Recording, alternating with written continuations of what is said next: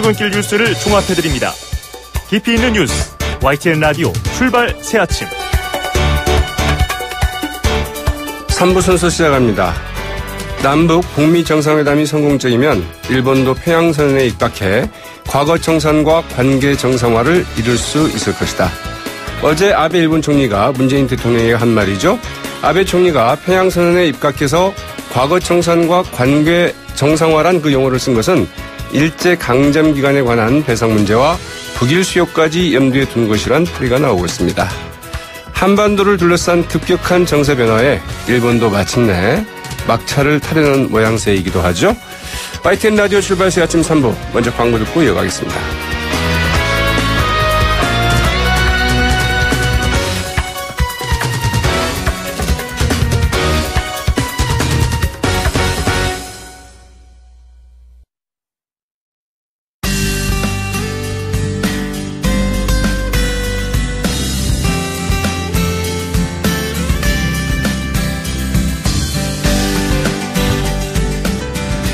안녕하세요. 리포터 박화영입니다. 문재인 대통령의 공약이기도 했던 6.13 지방선거와 개헌 동시투표가 무산됐습니다. 문 대통령은 국회 상황 등으로 인해 공약을 지키지 못한 것에 대한 유감의 뜻을 보이기도 했는데요. 이에 대한 시민들 의견 들어봤습니다. 헌법이라는 게 정말 중요한 건데 청와대에서 너무 밀어붙이니까 좀 그렇고 개헌이라는 의미가 퇴색한 것 같아서 좀 안타까워요. 대통령이 하려고 했던 거를 무산이 되니까 개헌을 안 한다는 거는 이제 국민과 약속도 있는데 약속을 지키지 못하는 거는 야당과 여당의 싸움 때문에 국민들이 괜히 피해를 보는 것 같고, 그러면 이제 국민들은 신뢰를 어느 쪽에 신뢰를 둬야 될지, 이제 지방선거도 얼마 안 남았는데 그러면 또 국민들이 이제 과연 어느 쪽에다가 힘을 실어서 나라를 어떤 분들에게 물어보고 어떤 분이 힘을 실어줘야 이 나라가 또 제대로 될지 좀 이렇게 걱정이 되는 건 있죠. 그 뉴스 같은 데 봐서 약간 오랫동안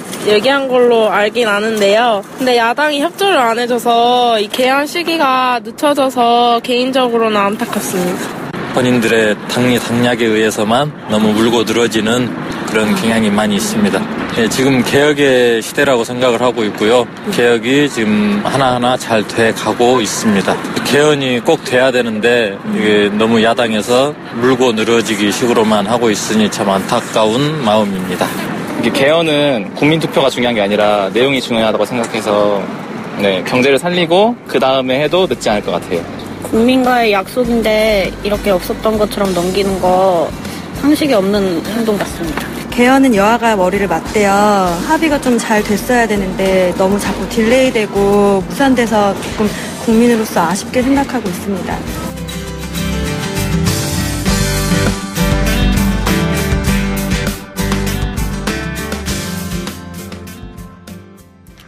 오는 6월 지방선거와 개헌 국민투표 동시 추진이 결국 무산됐습니다. 개헌 국민투표를 하기 위해서는 국민투표법 개정이 필수적인데 국회가 그 시한을 그대로 지나친 탓이죠. 문재인 대통령은 국민께 다짐했던 약속을 지킬 수 없게 돼 안타깝다. 개헌안에 대해서는 그 남북 정상회담 후에 결정하겠다, 이렇게 얘기를 했는데요. 이제 차기 개헌 시점으로 좀 그 관심이 좀 이어지고 있기도 하죠. 관련해서 헌법학자인 건국대 법학전문대학원 한상희 교수 전화로 연결해서 이야기 나눠보겠습니다. 안녕하십니까? 안녕하십니까? 반갑습니다. 네. 국민투표법 개정이 결국 무산되면서 6월 지방선거와 그 개헌 동시투표도 사실상 어렵게 됐습니다. 어떻게 보셨나요? 참 안타까운 일인데요. 전에부터 예상은 되기는 했습니다만은 그래도 개헌이라는 그 아주 중차대한 국가의 운명을 그런 업무를 수행하는 과정에서 국민투표법이라는 가장 주변적인 그런 법 개정이 빌미가 되어가지고 개헌의 과정이 중단되어야 하는 이런 부상사가 이렇게 벌어지는 것은 이거는 좀 있을 수 없는 일이라고 생각해요. 그래서 보면은 국회가 위헌적인 법률을 개정해야 된다는 그런 원론적인 의무 외에도 개헌에 관련되어서 국민과 소통하면서 국민들에게 어떤 국가 운명의 결정권을 넘겨주는 그런 국회의 직무를 유기했다는 점에서는 상당히 이거는 역사적으로도 비판을 받아야 될 일이 아닌가 싶은 생각이 듭니다. 네, 문재인 대통령이 상식으로 도저히 납득할 수 없다. 비상식적인 우리의 정치를 이해하기 어렵다. 이제 이렇게까지 이야기를 했는데 이런 상황이 우리 정치권에서는 너무나 좀 당연시되고 있지 않나 싶기도 해요. 어떻게 개헌이라는 거는 사실 가장 중대한 국가 운영의 방식이거든요. 네. 그리고 정치의 최극단에 존재하는 것이 헌법을 바꾸는 것이죠. 어떻게 보면 일부에서는 그러니까 21세기의 혁명은 개헌으로 이루어진다라는 말이 나올 정도로 그렇게 중요한 국가적인 업무를 이런 식으로 개헌의 내용에 대해서 또는 우리가 어떻게 살 것인가라는 진지한 고민도 열어보지 못한 채 가장 주변적이고 절차적인 이런 사소한 규정 개정 하나를 바꾸는 것을 고지로 해서 아무것도 못하게 되는 이 상황은 어찌 보면 우리나라에서는 정치가 실종되었다. 네. 그렇게 비판받을 만한 일이라고 할 수도 있을 것 같습니다. 정치가 실종되었다. 이런 이야기신데요. 자, 이제 이런 이야기도 있습니다. 27일 사실 거의 가능성이 없는 일이긴 한데, 네. 27일까지 이 국민투표법을 개정을 하면 그래도 6월 지방선거와 그 동시 개헌 가능하다. 이제 이런 이야기도 있습니다. 국민투표법 개정 시한은 이제 선거관리위원회에서 국민투표하는 날로부터 한 50일 전까지는 개정이 되어야 이제 사무 준비를 하고 특히 재국민 부재자 투표 같은 부재자 신고 같은 그런 절차를 처리할 수 있다라고 해서 이제 개헌 시한이 정해졌는데요. 네. 아마 일정을 조금 당기고 업무를 효율적으로 하면은 약간의 여유는 있을 것 같습니다. 그래서 27일이든 또는 이달 말까지도 가능할 수도 있을 것 같은데 아주 무리한다면은. 네. 그러나 지금 이제 상황에서 이미 국민투표법의 개정 시한은 지났다라는 것이 언론 보도를 통해서 알려졌고 또 개헌을 반대하고 있는 자유한국당 입장이 변화가 없는 상황이라고 한다면은, 굳이 27일 또는 그 이후까지, 연장하는 거는 그렇게 의미가 없을 것 같은 느낌이 듭니다. 네. 27일, 30일 이렇게 거론한 것 자체가 별로 무망한 이야기다. 네. 이런 이야기고요. 네. 자, 이 국민투표법 개정안은 이제 무산이 됐습니다만, 이 문 대통령이 발의한 대통령 개헌안, 아직 유효한 상황이잖아요. 그렇죠. 국민투표법이 개정되지 않았다 하더라도 대통령이 발의한 개헌안의 효력이 그러니까 흔들리고 하는 것은 아니고 여전히 살아있는 것이죠. 따라서 국회는 대통령이 철회하지 않는 한은 네. 헌법에 정한 대로 이 대통령의 개헌안에 대해서 심의를 해야 될 필요가 있습니다. 네, 그 시한이 5월 24일인가로 되어 있죠? 네, 그렇습니다. 네. 그렇다면은 국회에서는 좀 이런 아이러니한 상황이 벌어지는데요. 6월 지방선거 때 같이 만약 국민투표법 개정을 하지 않고 이걸 심의한다는 것은 국민투표법에 붙일 수 없는 개헌안을 갖고 심의하겠다는 거잖아요. 네, 그렇게 적어도 절차적으로는 형식적으로는 무의미한 그런 심의가 되는 것이죠. 네. 물론 헌법 개정안에 대해서 국회가 심의를 한다는 것은 국민투표에 붙이기 위한 목적도 있지만은 사실 그것보다 더 중요한 것은 국회의원들이 그에 대해서 찬반 토론을 하면서 그걸 지켜보는 국민들이 개헌안의 내용이 어떤 것이고 어떤 장점이 있고 어떤 단점이 있고 그래서 우리의 삶은 어떤 식으로 바뀌어 나갈 것인가 이런 정보를 얻게 되는 아주 소중한 그런 장이 되거든요. 네. 그러다 보니까 이 심의 과정을 통해서 국민들은 자신들의 의견을 여론의 형태든 또는 집단적인 청원의 형태든 이렇게 표출할 수 있는 기회를 제공하는 것이기 때문에 그 자체로서도 의미 있는 것은 사실입니다. 네, 국회 심의 과정이 개헌안에 대한 국민들의 이해를 돕는 중요한 계기가 될 수 있다 이런 이야기인데요. 그렇죠. 청와대 내에서도 이거를 철회할 것인가 말 것인가를 두고 상당히 논란이 있는 것 같은데요. 한상희 교수께서는 어떻게 생각하십니까? 참 어려운 정무적인 판단을 해야 될 것 같은데요. 사실 헌법학자 입장에서는 그럼에도 불구하고 계속해서 국회에서 심의하도록 하는 것이 좋겠다는 생각이 먼저 들긴 합니다만은 이제 문제는 그러니까 철회하지 않고 국회에서 심의를 하고 나중에 폐기되는 이런 과정을 거치게 되면은 그 다음의 개헌의 작업에 조금 차질이 일어날 가능성도 있습니다. 네. 그래서 지난 촛불 집회 때 촛불 시민들의 일치된 그 의견이 헌법을 바꾸어서 새로운 나라를 만들자. 이게 나라냐 하던 그런 시대에서부터 살만한 나라를 만들자라는 그런 그 요구들이 있었던 만큼 조금 그렇게 일정을 고려해 가면서 네. 현재의 그 대통령 개헌안을 철회하고 다만 그 대신 국회를 그 압박을 해서 국회가 중심이 되어서 새로운 개헌안을 만들 수 있도록 네. 그래서 국민들의 여론을 의견을 모을 수 있는 그런 절차를 만들어 나가도록 그렇게 절차를 열어갔으면 좋겠습니다. 네. 일단 대통령 개헌안은 처리를 하고 국회에서 개헌안을 합의를 해서 네. 개헌 합의안을 도출할 수 있도록 해나가는 게 중요하겠다 이렇게 네. 얘기를 네. 하셨는데요. 네.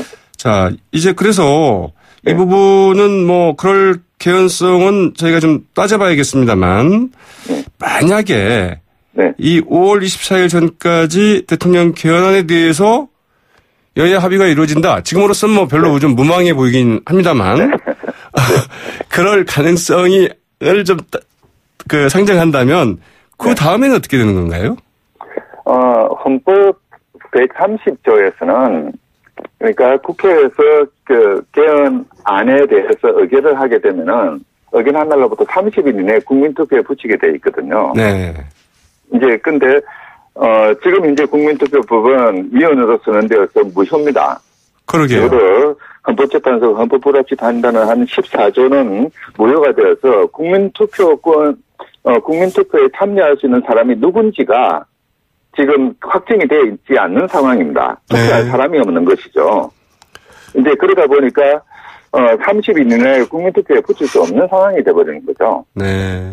설령 이제 경우에 따라서는 그러니까 5월 24일 합의가 되고 그래서 6월 13일이 아니라 다른 날짜에 국민투표를 하게 하고 그 날짜에 소급해서 이제 국민투표법을 개정하면 되기는 하는데요. 네. 사실 이제 그렇게 되면은 지방선거와 국민투표가 너무 촉박하게 이어서 이루어진다는 이런 단점이 있기 때문에 그거는 좀 그렇게 가능해 보이지는 않네요. 네.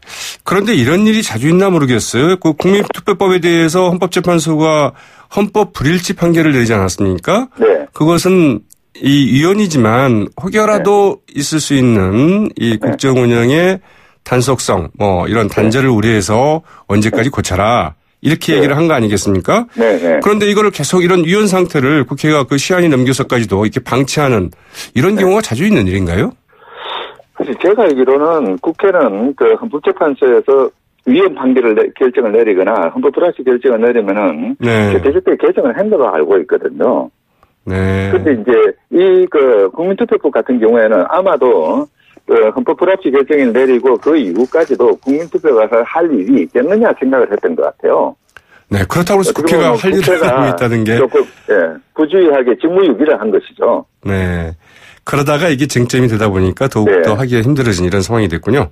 네, 사실 그런 점에서는 아무것도 아닌 법 개정인데 그게 개헌이라는 중차대한 국가적인 정책을 앞두고 아주 중요한 어떻게 보면 정책적인 수단이 돼버린 거죠. 네, 걸림돌이 된 거죠. 네, 알겠습니다. 여야도 그 개헌의 필요성에 대해서는 공감하고 있는 만큼 이제 언제 다시 또 이 개헌 시점을 잡을 수 있을까 이제 이게 관심사이긴 한데요. 자유한국당에서 이제 9월 이야기를 하고 있습니다. 그리고 2020년 총선과 함께하는 방안도 가능하지 않겠느냐 이런 얘기들이 나오고 있는데 어떻게 보고 계시나요? 저는 2020년 국회의원 선거 때 같이 하자라는 주장은 사실 그때는 또 대통령 정권 만기도 되고 이러다 보니까 어떻게 보면은 개헌의 후속 작업을 하는데 조금 어려움이 있을 것 같습니다. 그리고 쇠도 달았을 때 두들기라는 말이 있듯이 이제 개헌의 논의가 이루어졌던 이 상황이라고 한다면은 적어도 9월이라든지 올해 안으로 처리하는 것이 저는 맞다고 생각을 하고요. 다만 이제 중요한 것은 지금 국민투표법 개정 시한이 지났다는 이유로 그냥 손 놓고 있을 것이 아니라 적어도 앞으로 개헌을 어떤 절차에 의해서 어떤 시한으로 그리고 어떤 일정으로 진행할 것인지 여야가 합의하고 네. 그 합의된 내용과 그 대통령이 다시 뭐 이런 말이 어떨지 모르겠습니다만 MOU를 체결한다는 식으로 네. 합의를 해서 그것을 국민들에게 공포함으로써 헌법 개정에 대한 어떤 명확한 전망을 국민들한테 제시할 필요가 있을 것 같습니다. 네. 그런 의미에서는 헌법 개정 절차법을 제정하는 것도 방법일 것 같고요. 네. 분명한 것은 가장 중요한 것은 향후 언제까지 어떤 절차를 통해서 국민들의 여론 의견을 수렴하고 그걸 바탕으로 해서 어떻게 해서 헌법을 개정하겠다라는 확실한 전망, 네. 이걸 제시하는 것이라고 생각합니다. 네, 여야 간의 이견 차가 큰 만큼 앞으로 그 이견들을 어떤 방식을 통해서 조율해내고 어떻게 정리할 것인가 이런 것까지 포함을 해서 그렇죠. 개헌 일정에 대한 정부 여당은 물론이고 정치권이 동의하는 그런 일정표를 좀 제시할 필요가 있겠다. 방식을 제시할 필요가 있겠다. 이렇게 이해를 해도 되겠군요. 그렇죠. 네. 자, 마지막으로 하나만 간단히 여쭈겠습니다. 문재인 대통령은 만약 여야 간의 그 이견차가 큰 권력구조 개편에 대해서 합의를 하지 못한다면 나머지 사안이라도 대해서 좀 하면 어떻겠느냐. 이제 이렇게 제시를 한 바 있거든요. 이런 제안은 어떻게 보십니까? 지금 사실 권력구조의 개편이라는 것은 그것은 그 촛불 시민들의 요구사항에서 조금 벗어나 있는 것입니다. 네. 실제 촛불 시민들이 이것이 나라냐고 이야기했을 때 가장 중요하게 생각하는 것은 너무나 당연한 헌법상의 기본권을 보장받지 못하고 그래서 삶의 질이 현저하게 떨어지는 그런 잘못된 그 사회체제가 이루어졌다라는 것에 대한 비판이었거든요. 네. 이렇게 본다면은 개헌의 초점은 권력구조가 아니라 어떻게 보면은 기본권의 개정이라든지 지방분권이라든지 이런 데 그 향해 있어야 됩니다. 알겠습니다. 네. 오늘 말씀 여기까지 듣겠습니다. 고맙습니다. 네, 수고했습니다. 지금까지 건국대 법학전문대학원 한상희 교수였습니다. YTN 라디오 출발 새 아침 3부는 여기까지고요. 광고 듣고 곧이어 4부 이어가겠습니다. 날카로운 분석, 매일을 보는 시선. YTN 라디오 출발 새 아침.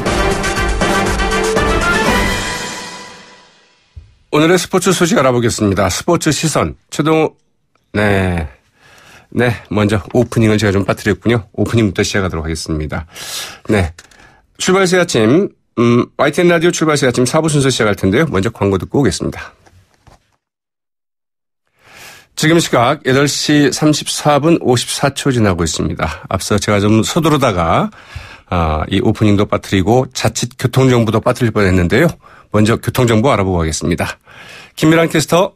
네, 출발 새 아침 교통정보입니다. 어제보다 한결 공기도 맑고 깨끗한데요. 출근길 정체는 계속 이어지고 있습니다. 현재 주의할 구간은 올림픽대로 김포 쪽으로 천호대교에서 올림픽대교 구간 1차로에서 공사를 진행하고 있는데요. 이 구간 참고해서 운전하시기 바랍니다. 이후 한남부터 한강대교까지 밀리고 있는데요. 나란한 강변북로 일산 쪽으로 잠실대교부터 성수까지 서행하고 있고 다시 동호대교 지나서 반포대교 부근까지도 속도가 많이 내려가 있습니다. 반대 구리 방향 가양대교 일대부터 반포대교 강남구까지 아직은 정체가 이어져 있는데요. 분당 수서로도 청담대교 쪽으로는 탄천 나들목부터 복정을 지나서 탄천 일교까지는 시속 30km 미만입니다. 내부순환로 성산대교 쪽으로도 아직은 홍지문 터널부터 성산 램프까지도 지체 저행되고 있습니다. 출발 새 아침 교통정보였습니다.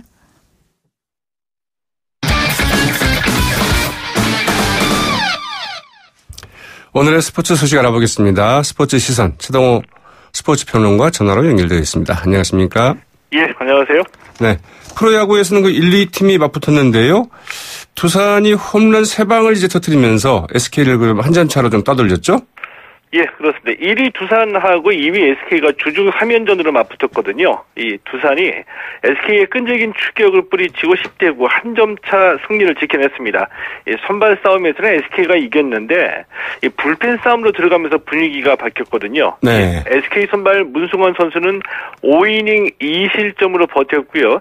이 두산의 선발 이영하 선수는 3과 3분의 2이닝 3실점으로 무너졌습니다. 네. 이렇게 되면서 이제 김태환 감독이 4회에 불펜을 투입하면서 승부수를 띄웠는데 이 분위기 반전에 성공한 두산이 6회에 무려 8점을 뽑아내면서 승부를 가르는 듯 했습니다. 이 홈런 군단 SK도 쉽게 물러나지 않았는데요. 이 8회 6점을 뽑아내면서 10대 9까지 쫓아갔고요. 네. 자, 이렇게 되면서 한 점 차로 쫓긴 두산이 8회 함덕주 선수를 내보냈는데 이 함덕주 선수가 2이닝은 무실점으로 막아내면서 한 점 차 승리를 지켜냈습니다. 네, 상당히 어제 손에 땀을 쥐게 하는 이런 경기가 아니었나 싶네요. LG도 넥센을 잡고 4연승을 달리고 있죠. 신바람이 났다 뭐 이런 표현까지 나오고 있어요. 예, 그렇습니다. 이 LG도 넥센을 8대2로 이기고 4연승을 달렸습니다. 이 LG 넥센전은 한순간에 승부가 끝났습니다. 자, 1대1로 맞선 7회에 LG가 홈런 2개 포함해서 5안타를 집중하면서 7점을 뽑아냈고요.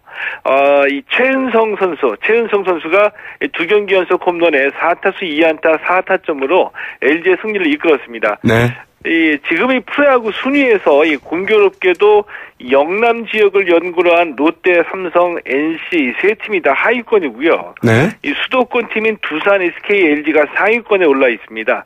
어제 경기에서는 삼성은 NC를 7대2, 롯데는 KT를 14대8로 이겼습니다. 네, 수도권 팀들이 상당히 잘 뛰고 있는 이런 모습이네요. 예. 오래간만에 그 박태환 선수가 선수 소식이 이제 언론에 그 보도가 됐습니다. 호주 전지 훈련에서 어제 귀국을 했다고 하죠.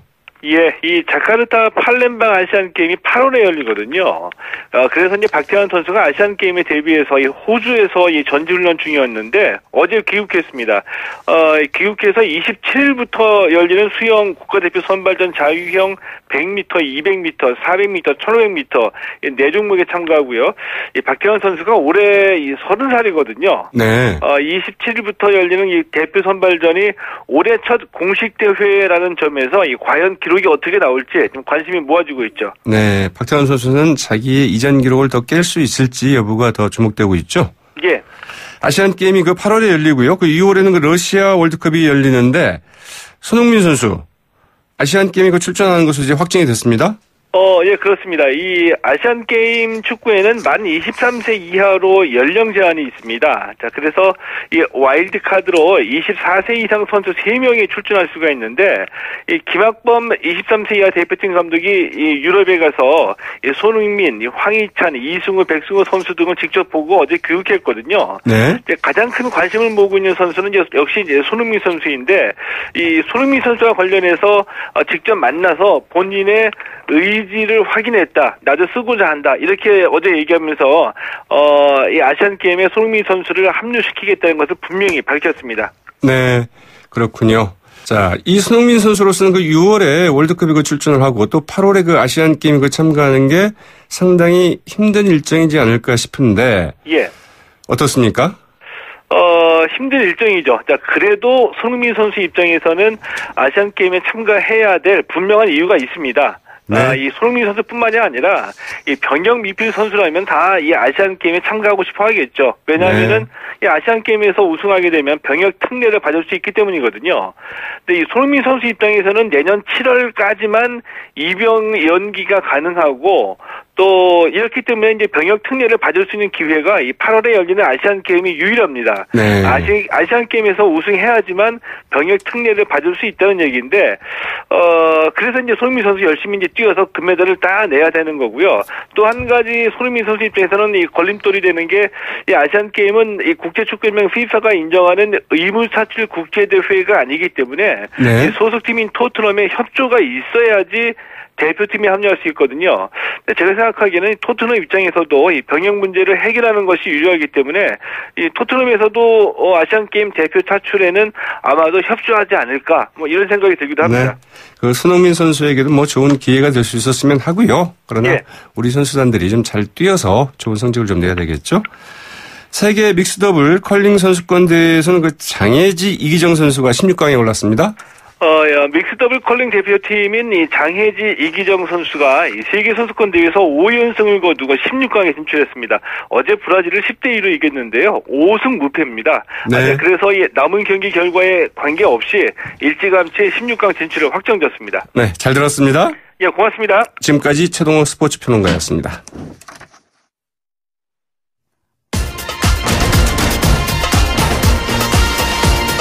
여러분이 지금 듣고 계신 주파수는 FM 94.5MHz입니다. YTN 뉴스 FM.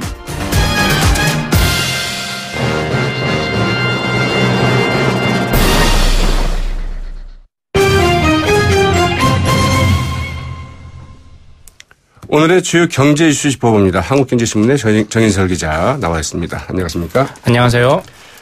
공정거래위원회가 대한항공의 일감 몰아주기 의혹 조사에 들어갔죠?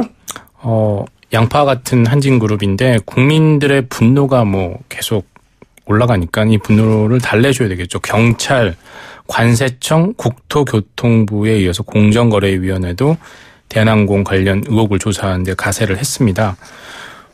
흔한 일이죠. 이제 통행세를 받는 그 일감 몰아주기 의혹인데 구체적으로는 한진 계열사인 정석기업, 이게 조연아, 조원태, 조현민 이 남매가 공동대표로 있고 있는 면세품 중개업체를 중간에 넣어서 네. 그 사이에 이제 통행세를 받았다라는 의혹입니다.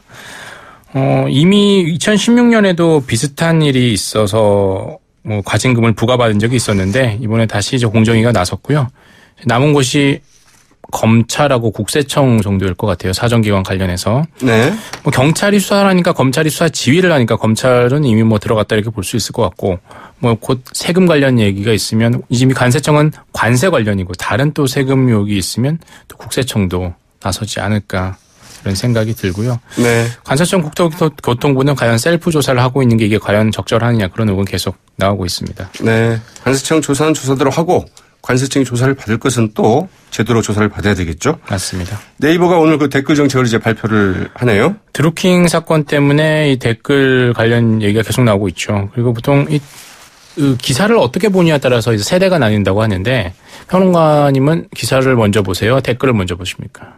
저는 물론 이제 기사를 먼저 보고요. 저 같은 경우는 네이버나 이런 것들을 이용하기보다는 바로 그 언론사로 들어가서 이제 기사를 보죠. 이런 분들이 많으면 참 좋은데. 그리고 이제 나중에 사람들이 어떻게 댓글이 쓰였을까 하고 간혹 댓글을 보는 경우가 간혹 있습니다. 네.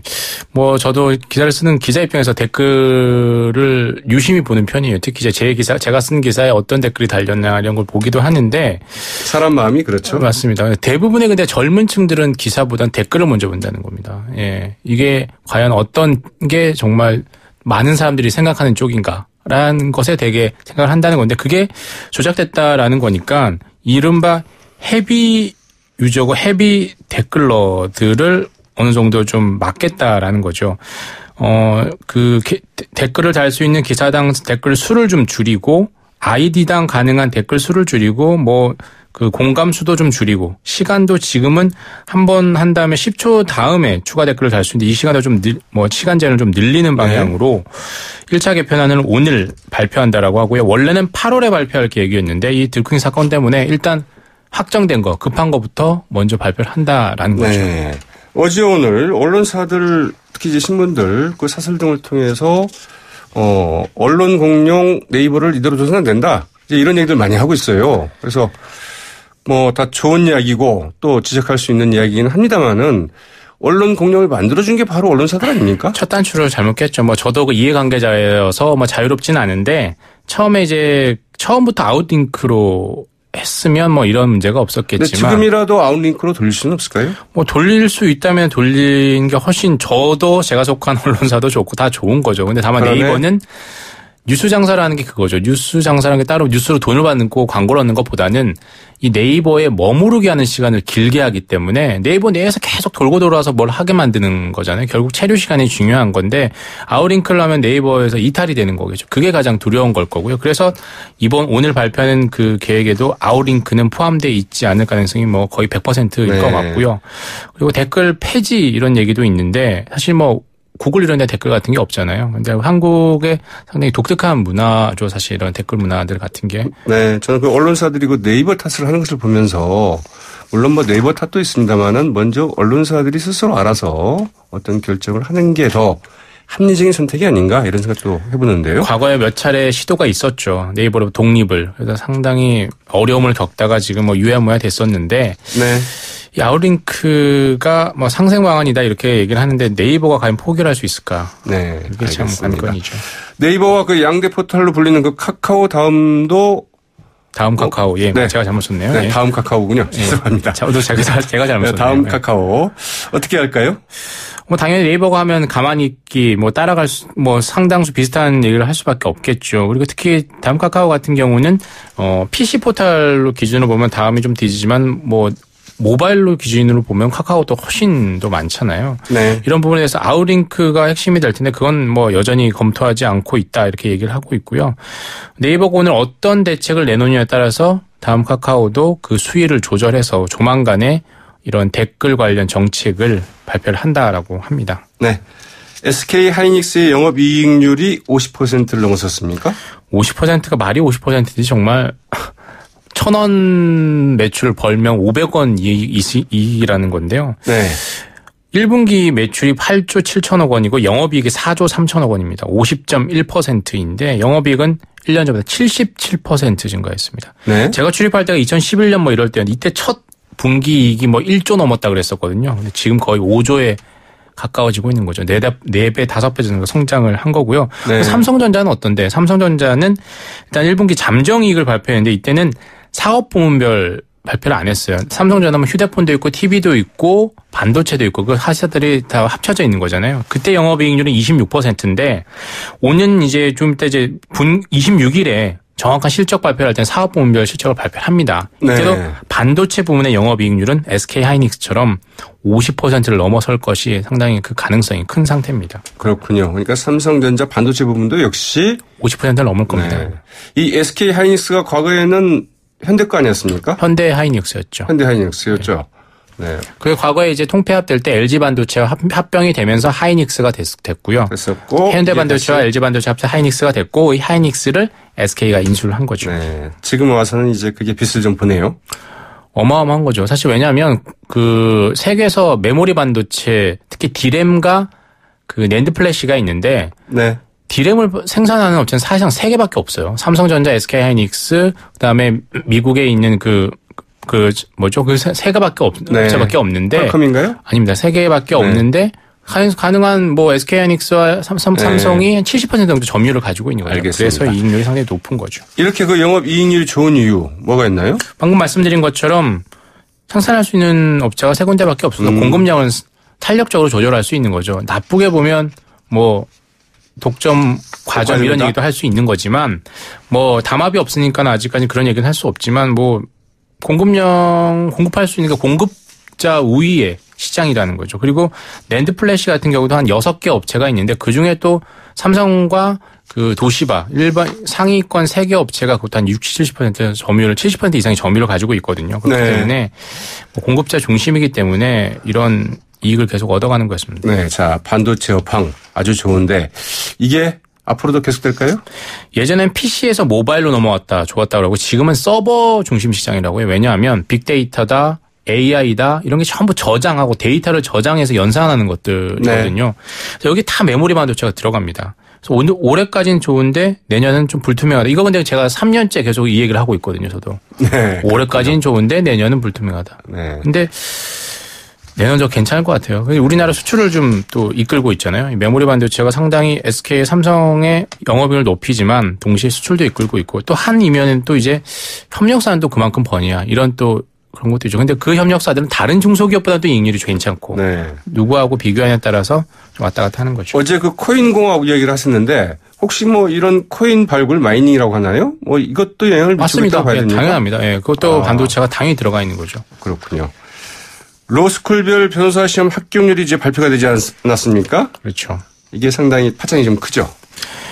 이게 순위에 사람들이 가장 민감하고 예민하잖아요. 그럴 수밖에 뭐 없죠. 어느 곳은 70%를 넘고 80%를 넘고 어디는 20%대고 그 로스쿨이 과연 얼마만한 그 지원자들이 과연 지원을 할까 이게 듣는데 네. 기준을 두고 내가 1위다라고 지금 얘기를 하는 거예요. 법무부가 발표를 한 거는 합격률은 졸업생 기준이고요. 예를 들어 서울대 고려대를 졸업한 졸업생 기준인데 각 대학은 입학생 기준으로 해야 된다. 이 얘기죠. 입학을 해서 졸업을 안 한 사람도 있고 입학을 네. 해서 다른 학교로 간 사람도 있고 로스쿨에서 로스쿨을 옮기는 사람들이 꽤 있거든요. 왜냐하면 어떤 로스쿨 나오냐에 따라서 나중에 어떤 로펌에 들어가는 네. 게 상당히 달라지기 때문인데 만약에 졸업생 기준이 아니라 입학생 기준으로 하면 서울대가 아니라 뭐 다른 데가 1위다 이렇게 주장하는 데가 있는 네. 거고 내가 꼴등이 아니고 저쪽이 꼴등이다 이렇게 얘기를 하는 거죠. 그러니까 이런 뭐 법무부가 다음부터는 또 입학생 기준이나 졸업생 기준 따로 발표를 해요. 이번에 처음 발표한 거거든요.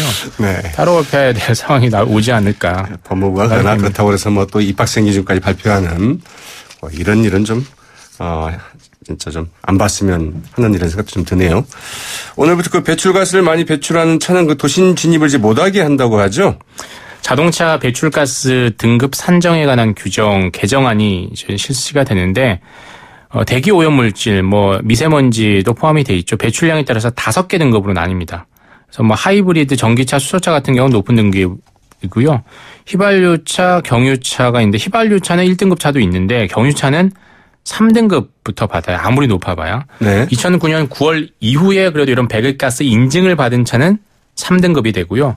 2002년 7월 이전에 인증을 받은 차는 5등급이고 그 사이에 인증받은 차는 4등급이 되는 거죠. 네. 만약에 등급이 그러니까 높을수록 안 좋은 거죠. 4등급, 5등급이 안 좋은 건데 이럴수록 도심 진입 제한 조치도 취해질 수 있다는 거예요. 지금 정확하게 어디까지 도심 진입을 제한한다라고 말은 안 했지만 이게 뭐 향후에 좀 더 심해지면 5등급 차는 도심 진입 금지 이런 얘기가 나올 수가 있거든요. 네. 그리고 근데 이 대기 오염물질 배출량 안에 가장 중요한 게 질소 화합물인데 이 질소화물은 또 이 배출가스 측정 장치로 좀 측정이 지금은 안 돼요. 현재 네. 장치로는. 그런 문제도 있기 때문에 뭐 이 장치를 한다라고 뭐 완전히 해결은 안 되겠지만 그래도 조금은 또 좀 나아져야 되겠죠. 네.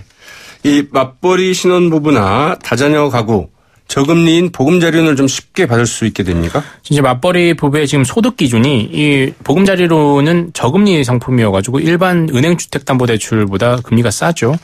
근데 맞벌이 부부 같은 경우 부부 합산 연소득 7천만 원 기준이었는데 8,500만 원으로 좀 완화가 된다는 겁니다. 네, 그렇습니까?